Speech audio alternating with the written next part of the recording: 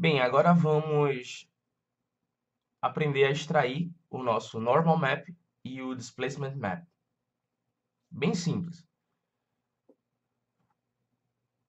Eu venho aqui em VMaps, vou aqui em Extract Texture Maps. Eu vou extrair uma textura e vou criar uma nova operação. Aqui eu tenho várias opções. Eu posso personalizar o nome dela, eu vou deixar da forma padrão. E eu tenho opções de transferir pinturas, Ambient Occlusion, Vector Displacement Map e Normal Map. Eu vou a princípio utilizar o Normal Map, foi a dúvida do meu amigo Glauber. E o processo é simples. Eu tenho o modelo na mais baixa resolução, ele tem que estar aqui, o Target Model, e o Source Model, é o nível mais alto que eu detalhei. O ideal é que seja assim. Caso esse nível não esteja aqui, tá? Ele esteja como zero, ou você clica e substitui o nível, ou caso você não consiga fazer isso, dependendo da sua versão, você remove. E aí você clica aqui no objeto, tá? Select Model, e aí você adiciona o selecionado. Ele aparece naquele nível porque eu estou na camada 7. Então aqui, preparado, feito isso, vamos para o próximo passo. Existem dois métodos de criar o normal map, o raycasting e o subdivision. Vou mostrar numa outra aula. O que você tem que fazer aqui, basicamente, eu vou deixar no caso do normal map, eu vou clicar aqui simplesmente em best guess. Ele vai encontrar a melhor configuração de distância para projetar aquela textura na hora de calcular. Então eu só coloco best guess, vou logo em image properties e aqui eu vou escolher a resolução. Eu vou deixar padrão, você pode escolher aqui até 32K, se você for realmente precisar. Ok. Eu gosto de colocar um pouquinho de aliasing, né? O anti-alias. Esse parâmetro vai evitar que minha borda, minha textura, ela vai ficar serrilhada, ela vai ficar com pixelando na borda. Logo abaixo eu vou escolher o software, né? O Maya ou Max Soft Image. Eu vou deixar como Maya, que eu vim do Maya. E aqui eu vou deixar como textura. Então vou colocar o nome aqui. Vou colocar aqui Ball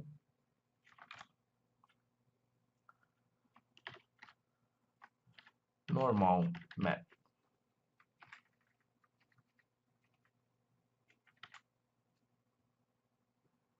E vou salvar. Eu vou deixar a princípio 8 bits mesmo, porque isso é um exemplo. Mas você tem opções de escolher 16, 32. E ele também é opção de float, né? Eu vou deixar essa opção habilitada porque eu quero mostrar uma coisa a vocês.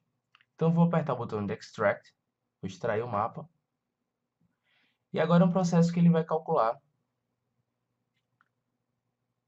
dependendo da quantidade de textura, dependendo da quantidade de definição que você tem, de subdivisão que você tem, você pode ter a máquina mais rápida do mundo. Vai demorar um pouco. Mas aqui tá tranquilo. Então foi criado o mapa com sucesso. Vou fechar aqui. E eu quero mostrar uma coisa a vocês. Como eu criei aquela projeção, eu deixei aquele checkbox de preview habilitado. Vocês têm que prestar atenção ao seguinte. Reparem que minha textura ficou um pouco mais forçada. Ela ficou mais viva, né? Mais profunda em alguns cantos e com relevo maior em outros. O que é que está acontecendo aqui? Tome muito cuidado com isso. Toda vez que eu for criar uma textura e eu ficar testando essa textura, se aquele checkbox estiver habilitado, ele vai ficar projetando aquela textura num objeto que já existe, na própria textura. Ou seja, como assim? Eu vou desabilitar minha camada da textura e vocês vão ver que ela permanece ali, ou seja, uma outra camada. O que é que está acontecendo?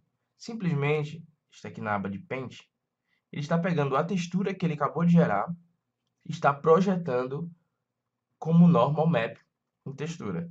Ou seja, ele criou o relevo e está adicionando.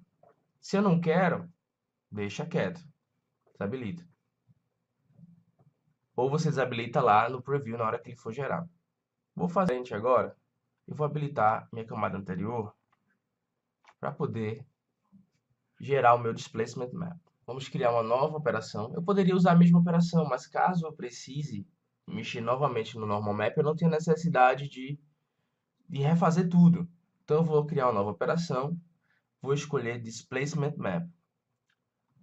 É a mesma coisa. Primeiro nível, nível low, o 0, o nível high, o mais alto. E eu sigo aqui para dar um best guess. E ele vai encontrar essa melhor configuração de distância para a textura que eu estou criando. E eu vou escolher o mapa. O mapa ali ficou, você reparou que ficou um pouco sem definição, porque eu criei uma textura pequena, muito pequena. Eu vou colocar 2K dessa vez. Eu vou colocar aqui ele como textura e vou salvar ele com o nome, tá? Eu já tinha gerado aqui. Então vou deixar a opção aqui como é só um teste, é só uma demonstração, vou deixar 8 bits mesmo, para não ficar muito pesado ao gerar o mapa. Então eu vou colocar ele como preview. Então eu vou marcar ele como preview aqui e vou gerar. Vou extrair o mapa. Ele vai demorar um pouquinho mais, porque a textura é um pouco maior, mas também não é algo extraordinário, não. É algo que dá para esperar. A menos que você tenha uma subdivisão gigante e um número gigantesco de polígonos e sua máquina não dê conta. Aí tem essa exceção. Ah, vamos gerar aqui, vamos dar OK. Reparem o seguinte,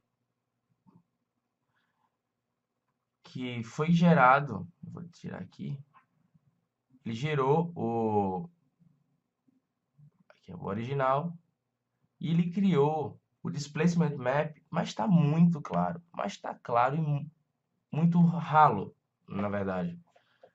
Porque o que é que está acontecendo? Ué, Savona, você pergunta. Olha o tamanho da projeção disso aqui. Olha o tamanho do relevo. E ele vai e projeta uma laminha rala desse jeito aqui. Tá errado? Tá errado, Savona.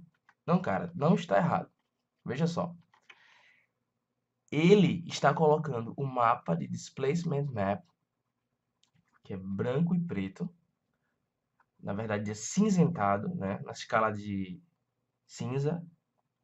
E está projetando ele no BAPMAP, no mapa de relevo, que reconhece a textura em escala de cinza da mesma forma, só que da maneira diferente. Ou essa Savona, da mesma forma de maneira diferente? É. O cálculo para gerar o displacement map é diferente do cálculo para criar o bump map. Então, o bump map está pegando toda aquela escala de projeção de branco ao relevo saindo da superfície e o preto aprofundando, a menos que isso esteja invertido. E como o meu displacement map é mais acinzentado, ele vai criar um relevo médio. Então, ou seja, ele vai diminuir muito esse meu relevo. Então, não está errado o mapa. A projeção dele é que não está sendo visualizado da maneira correta. Aí você pergunta, tem como eu visualizar isso? Não. Porque o Mudbox, ele cria opções para você, veja, de diffuse, specular, gloss, incandescent, opacidade, displacement, vector displacement map. Não é o displacement que a gente criou, esse é o vector. O bump, o normal e o reflection. Ou seja, não tem displacement map puro. Então, nessa opção, ele não vai funcionar da maneira correta. Então, acalmem seus corações, que tá tudo ok. Então, você vai lá pegar o mapa, todo bonitinho, como você criou, salvo na pasta, e você vai utilizar no Maya. Eu espero que vocês tenham gostado dessa videoaula e mandem dúvidas, mandem sugestões de vídeos. Até a próxima!